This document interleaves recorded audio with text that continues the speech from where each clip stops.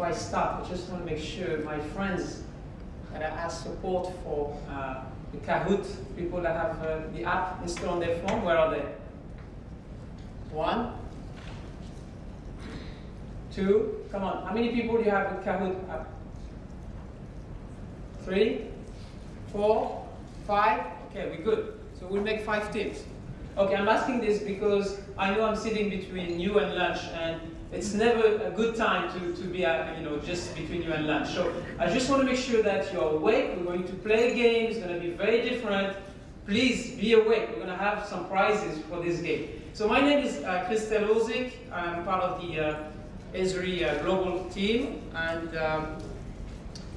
so I focus primarily on utilities and telecom markets, and just want to share here with you this 3D fireball map. That's basically my 14 years of Esri meeting with utilities and telecom customers. So you might see here, obviously, that there's a lot of work that I've done in Europe. You can guess from my accent, I'm from France. I've done also a lot of work in the US, and I am now based in the Middle East, so all of the Gulf countries I've covered. When it comes to Africa, North Africa, I'm pretty familiar with how things are done over there.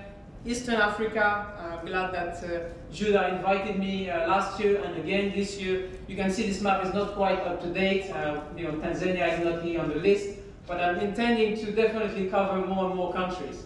I just want to give you some kind of a nice map looking. The reason why I'm sharing this with you is because I have really witnessed several things by meeting with several utilities and telecom customers. So what are those things that I've witnessed, and what are the type of conversation I've had with those utilities? Let me just share this with you. I just switch now to my slides.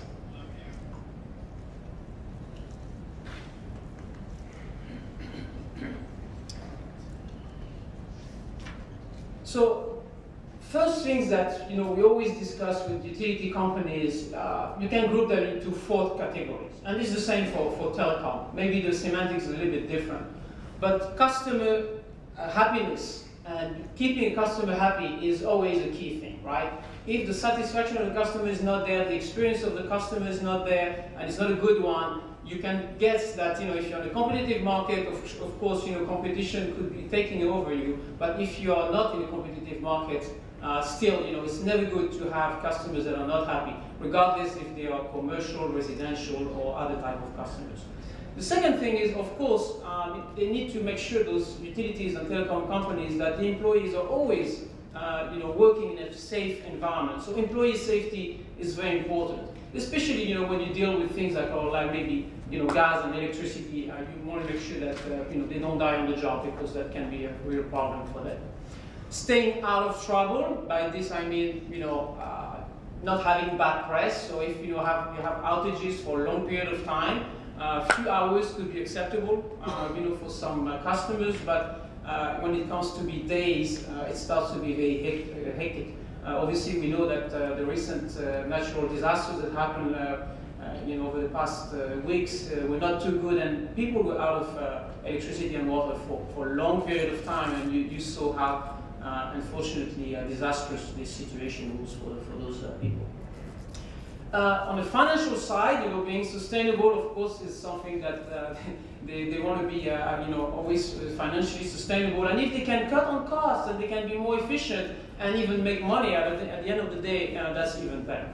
So these are kind of the things that utility companies are always kind of trying to achieve. And you might tell me, well, so how does this relate to GIS? So let me just give you a little bit more information on that. When it comes to, you've heard a lot about the ArcGIS platform, and so what does it really mean for utilities? So there are 4 things that I've been witnessing over the past 14 years of how utilities and telecom companies are using GIS. Of course, they document their network, right? It's all the assets that they have. They have network, they have resources, which are their own people. They like to know where are all those assets that they have, right? So that's the first thing that they kind of engage in those type of projects. The second thing that we've been seeing over the past, I would say, 5 years, or wanting to put things into providing maps and apps a bit more accessible for people. So they put in place what we call system of engagement, and this is powered by the technology that we have, which is called Portal. Last but not least, system of insights, and I'm very, very keen on this one.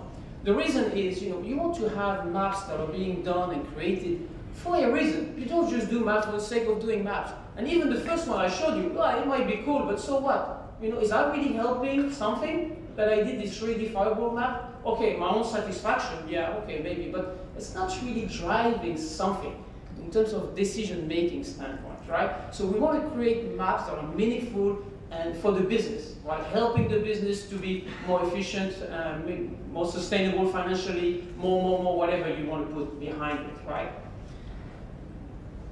So now I'm going to really discuss with you the secret sauce of GIS. What is at the heart and the soul of GIS is spatial analytics, and it's very dear to me. So we're going to be talking about a couple of things, right? The language of spatial analysis, and you're all practitioners, so you should be very familiar. And here, this is what the game is going to be about. So I'm going to be testing you. Be awake, please. We're going to look at, and discuss that providing meaningful maps, how crucial that is, and not just, creating maps for the sake of creating maps. So providing, meaningful maps is very key. And then, of course, how can you support collaboration across departments once you created those maps? Don't just keep them, close to your vest. Open up. Share it, of course, to your managers, and then they can, take whatever decision that they want according to the information that is provided in those information products. Just want to quickly touch on examples of analytics that utilities and telecom are actually developing in their organization. So I have some kind of 5 categories here, but please, this is not exhaustive, so you can definitely add more to it. If you look at, like upstream when it comes to, the wholesale market and so forth, so market analytics is something that, they focus on. But maybe things that you're a bit more familiar on is when it comes to production of energy, and those things that are more related to plant analytics and how available, the plants are to produce the energy. When it comes to grid or telecom network analytics, so there are a lot of things around that that are very important for those customers. So things like plant, things like grid vulnerability, and we're going to see an example of that. So if my grid is vulnerable, whether it's water, electricity, or gas, of course, grid vulnerability is something that I should be aware of. If I can create a map of that, then I can share that with my management, and then they can take action on it. So they can put the money in the right place rather than just, oh, okay, maybe I put a budget for this, a budget for that, and doing maintenance program that may not be really adapted to the situation. Customer analytics, this is something that is more and more common. Of course, understanding where the customer complaints are is good, but also, taking other feeds such as social media feeds, right? A lot of things are being said when there is an outage or when there is a water leak somewhere, and then you can take this information and create some great analytics out of it, and then put the right resources in the right place according to your critical customers, and then making sure that the repairs are done in a very fast manner. Sensor analytic with all the smart grid initiatives that are all around the world, whether it's smart water grid or smart electricity grid or smart gas grid, all the smart meters that are put in the grid are very good in the sense that they produce additional data. And it's not just about consumption and billing. I mean, there's much more than that. But of course, this is a good way to start and looking at this type of information to see pockets and clusters of people that are maybe spending more money than others, and maybe the network in terms of condition of those assets, maybe the aging infrastructure, you may want to make sure that you have a good rehabilitation program, maintenance program for those networks. Okay, so this was kind of my quick introduction on, when it comes to utilities and telecom, like I mentioned, things that they care about, type of analytics they're interested in. Now, let's just talk a little bit about the language of spatial analysis. Really, if you think about the definition itself, it's really very easy. It's mentioned and you can read it, but just in a nutshell, really it's how things are, how we understand the world. So how we understand how the network is and what's going on in the network, and like we Patrick said before, what's going on right now in the network. These are the important things, right? So mapping where things are, how they relate, and what it means, it's really very at the heart of the spatial analysis concept. Whenever you start doing maps and spatial analysis, you need to always have in mind what are the benefits I'm going to get out of this, and what are the benefits for the organization.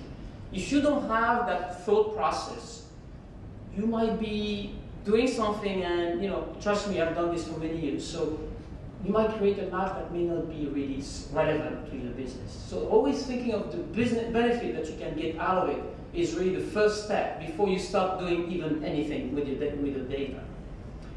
When it comes to the process, really you need to make sure that you have this attitude of being curious and how you're going to be using this data, right? And you have to ask questions to this data and put it to work, really. That's kind of what I'm trying to say here. And if you do that, then of course then you can create specific analysis, and then you can maybe repeat the processes many times over and over. And of course, as you know, with all of the great visualization tools that we have, you can present the results in so many type of fashion, whether it's in 2D or 3D. And then of course, the end result being, I want to make sure that a decision will be made upon the map that I will be creating. There is a specific vocabulary, so this is where the game is going to start now.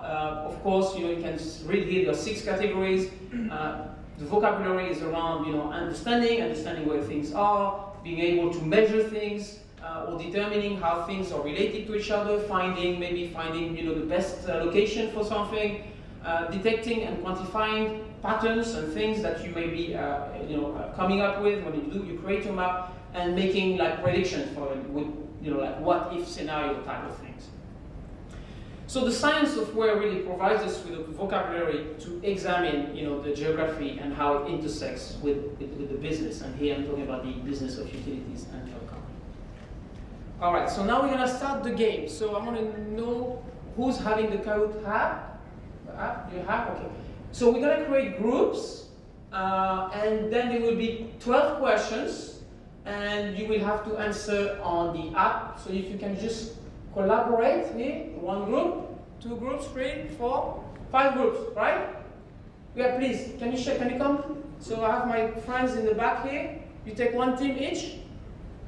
So please stand up, be in a team. Imagine you're all working together, and you will answer the questions on the app. It will be very easy. There will be colors, so we're not going to be making it complex, okay? So I'm going to launch the app to give you the PIN number. Okay, we're going to go over 12 questions. It's not just about providing the right answer, but it's also how fast you're going to answer. So you will get a score according to how fast and whether the answer is good enough. And at the end, there will be 1 person at the podium, and we'll get the prizes for person at the podium, and then also the second one behind. Okay, so what is this map? What are we trying to show here? This map is showing circuit load. Are we trying to determine and summarizing what's within an area? If that's what it is, you press red. Otherwise, is it understanding where things are? That's in blue. Is it where are the significant hotspots? That's in orange. Or is it finding the best route along the network? All right. We still have 20 seconds. Each second will be 60 seconds. But at some point, I will make it 30 seconds to accelerate the process.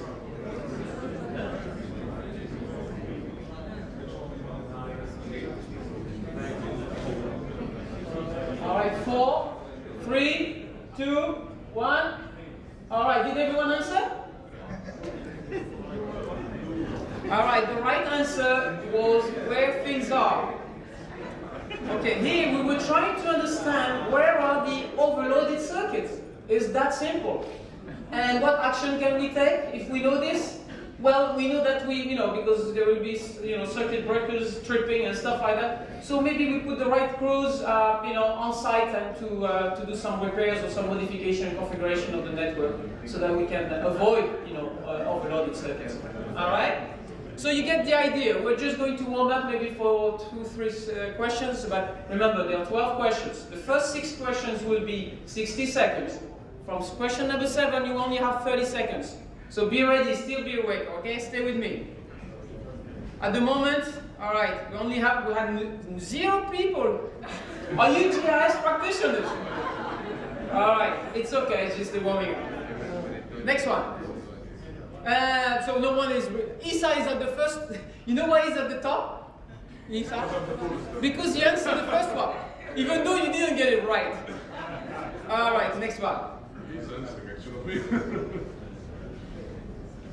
Okay, this is a map showing the lightning near substations. Okay, so what are we trying to determine here? Is it what's nearby and coincident? Are we looking at changing patterns over time? Are we trying to understanding where things are? Or are we trying to predict similar locations?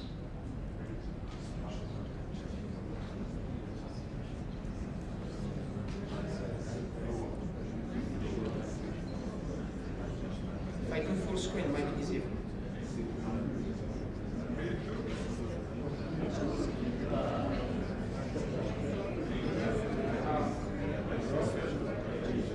Again, this map is showing lightning near substations. We're concerned about the weather and the impact on the substations.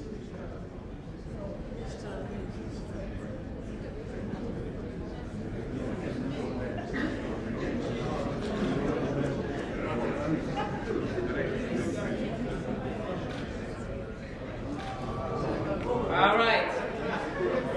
So, only six teams got it right. Okay. Here we were trying to understand what's nearby, right? What's going to hit and which substation. So this was the answer. We were trying to determine what's nearby and coincident. Okay. Next one. Ready?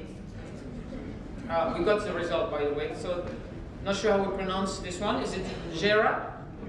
All right, you guys are doing good. Keep it up. Question number 3.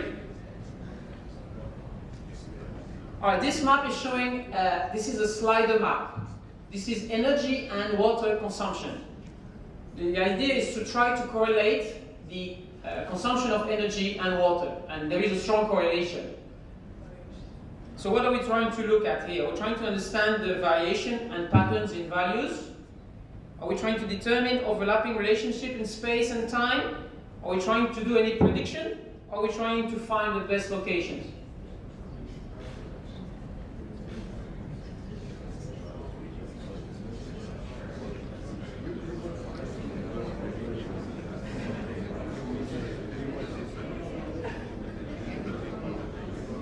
There is a strong correlation between water and electricity consumption.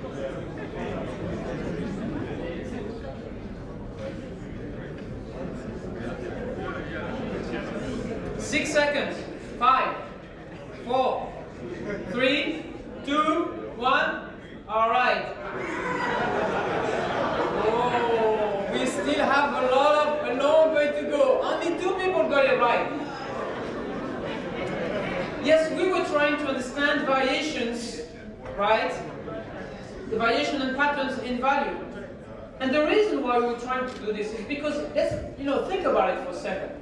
If you have a strong correlation between water and energy consumption, and if suddenly you start to see that correlation is not there, maybe there is a water leak.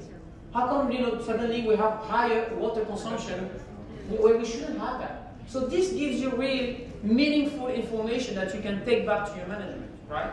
And you don't just take it back with a printout. You send it, you share it, and then he has it available on whatever device he is using, right? Okay, next question. Who's at the top? Oh, still doing good, the guys. All right, keep it up. But then he's on your back, okay? Be careful, watch out. Okay, question number 4. Okay, this is a map that is showing how vulnerable the network is. Okay, and specifically the poles. This is an overhead line, distribution network, and we were trying to assess the vulnerability of the poles, taking into consideration variety of information, such as the soil, maybe the impact of the weather that has been pushing those poles left and right. A lot of criteria that we use for that. All right, so what are we trying to do here? Are we trying to look at where are the most significant vulnerable areas of the grid? Are we trying to do any prediction? Are we trying to determine what is visible from a given location? Or are we trying to understand when and where things change? I think the answer is quite obvious from the description I gave earlier.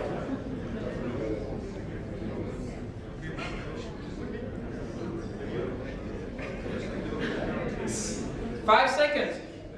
Keep it quick, quick, quick. 3, 2, 1.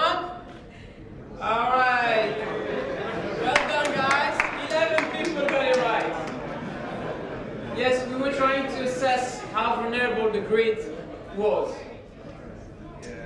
Okay, so the red dots here were showing the poles that are at risk, and of course, if there's an issue with the poles, then you can imagine the other issues down the line when it comes to outages that can happen after. Okay, next one. And Anina went on top. Okay, well done. Woo, Gerard completely went down. It's okay, you can still go back up. It's always hard to stay at the top. Question number 5. You still have 60 seconds. Okay, this is a map showing the churn rate between 2011 and 2012 for a telecom organization. Okay, so what are we trying to do here? Are we trying to determine what is closest? Are we trying to do any prediction? Or are we trying to determine what is visible from a given location? Or are we trying to understand where and when things change? Again, this map is showing the churn rate for a telecom organization from 2011 and 2012.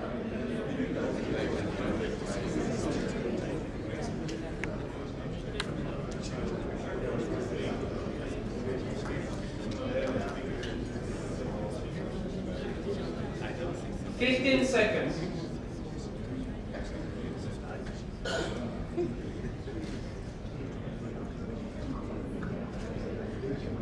All right.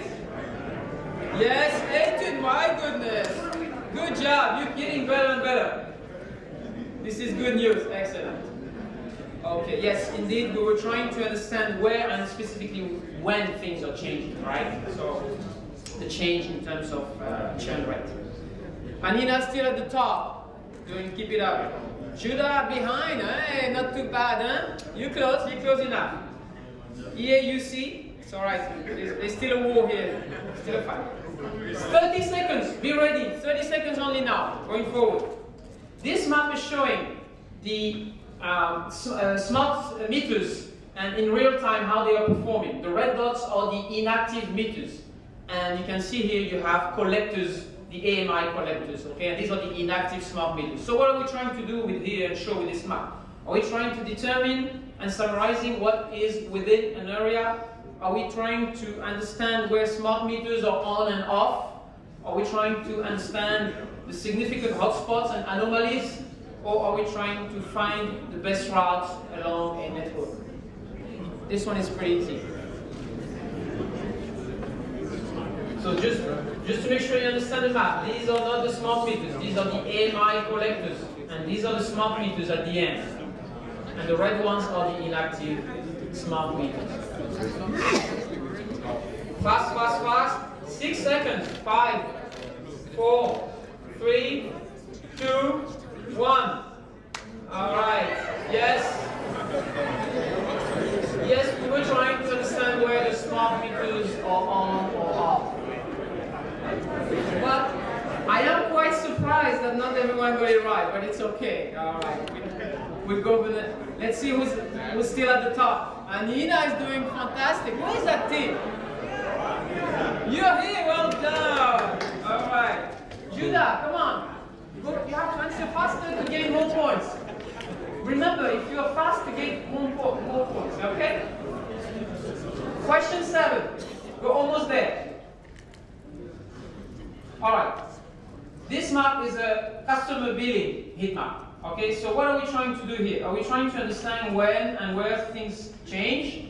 Are we trying to determine and summarizing what is within an area? Are we looking at a customer billing heat map, or are we trying to determine overlapping relationships in space and time? That's one is a given, I must tell you. If you get it wrong, you have to leave the room.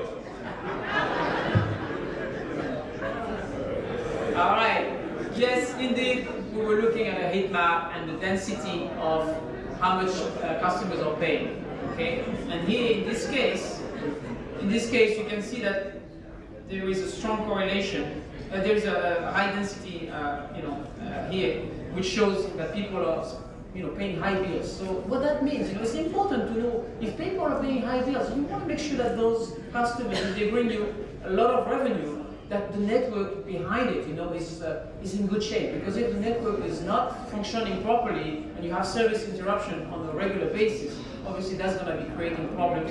And the customers will not be maybe wanting to, pay those high bills going forward, or they will complain, and then you have to have more people in customer service department to handle those complaints. Okay, next one. Celine went at the top. Celine, this is you guys. Well done. Anina is not far though. Okay, remember you only have 30 seconds. Be fast. Question number 8. 4 to go, okay? Okay, so this map is showing the customer services stores. Okay, so these are for utilities and telecom customers. They're trying, and this is showing really the road network to access those customer service places. So we're trying to understand where the variation and patterns in values are. Are we trying to look at features and pixels that can be grouped? Are we trying to determine what is closest, or are we trying to predict what if? Quick one. That's it. All right. We were trying to understand how close those customer services places are. It's not an easy one. I can tell you that it took me also 2 or 3 iterations to really understand that one. So don't be too frustrated. So who's at the top? Celine is still on. All right. Okay. Question number 9. It's a little bit similar question, so be ready. Here we're looking at the actual store of the telecom communication, and it's a different representation from the previous one. And are we trying here to interpolate a continuous surface? Are we trying to understand where and when things are changing? Are we trying to find the best supply location given a known demand, or are we trying to determine what is nearby? 5, 4, 3, 2, 1. Whoa! Yes, indeed. We were trying to find the best location given the demand. Good job on this one. And Celine is definitely leading from far. I think it's going to be hard to really take over those guys. But group 1 came. Group 1, good job. Okay. Question number 10. Oh, I got scared for a second. Okay, we're trying here to look. This is a transmission network, and we are having here the result of vegetation management assessment that we've done. So trying to understand how the vegetation can impact the transmission network. So are we looking at finding the best location that satisfies set of criteria? Are we trying to find the best allocation of resources, doing any prediction, or are we trying to group things? 3, 2, 1. All right, that one was hard. It was hard. And maybe I should explain here a little bit. Here we took imagery, regardless whether it's satellite imagery, whether it's drone imagery, I mean, you name it, right? We took imagery and we've done some grouping and classification in order to come up with this map so that we could see how the vegetation would impact the transmission network. So yes, we were doing some grouping. That's what we were doing. Okay, so who's still? Celine is still at the top. But group 1 is not too far. Okay, maybe, who knows? Okay. Question 11. So, this map is a flood map. So what are we trying to do here? Understand where things are? Are we trying to look at which features are similar? Are we trying to determine what is closest? Or are we trying to predict what if? 10 seconds. Again, this is a flood map. 1. Yes, we were trying. Good job. There are still some people that are struggling. Okay, yes, we were trying to do some prediction with if there is flooding, what would happen? Okay, and how would that impact maybe overhead network or any type of assets that the utilities and telecom organization would have. Now, before I do the last question, I want to show you, because the slide I will show you doesn't have the interactive visualization. So I want to show you the visualization interactively before we do the last question. Okay, and this is how it looks. Alright, you can see here, we are looking at outages over a duration of time, and we're trying to pinpoint. This is a very different representation than what maybe you've seen in the past, right? This is space cube type of representation, and trying to see where are the outages occurring. Specifically here, with statistical significance of recurrent outages. Okay, so now you've seen this. Now let me just launch the game again. Okay, here.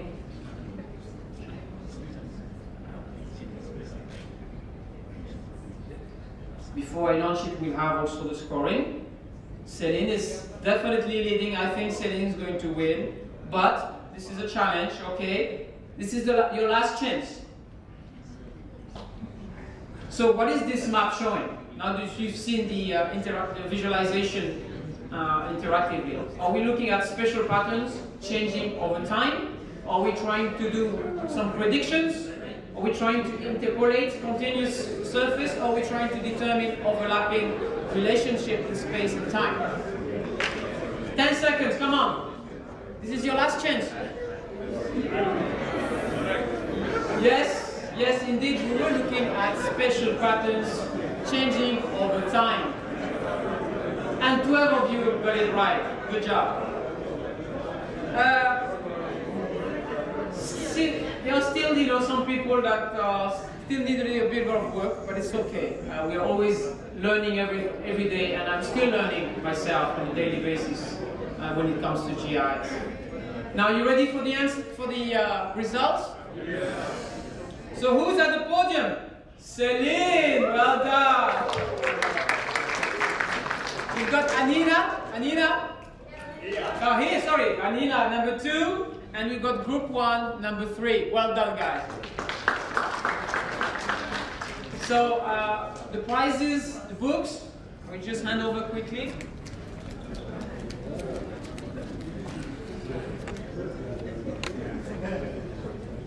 This is your bedtime reading, huh?